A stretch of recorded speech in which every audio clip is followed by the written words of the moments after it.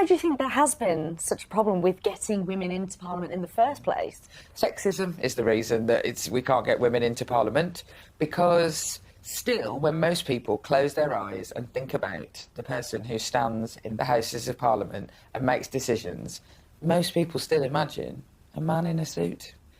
For a woman to be considered, she has to be 10 times better than the men in the room. When a woman steps forward and says, I want to be your MP, people find it much harder to accept that because of sexism.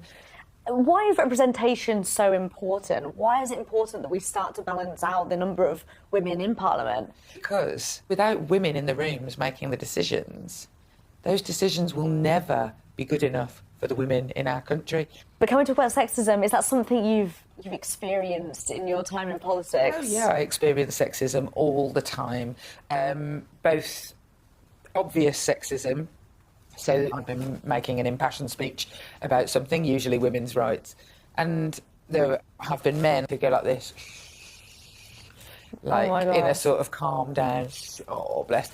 People in the country will write to you and say horrible things about the way you look, call you very sexist and aggressive names. Also, just then the more subtle things, the idea that you're there as a token to make people like, oh, we need you in the photo because we need a woman in the photo, and it's, you know, that sort of thing that goes on all the time. But yeah, I've suffered from sexism without question. Is there any hope going forward? The day I was born, there were 11 women in Parliament.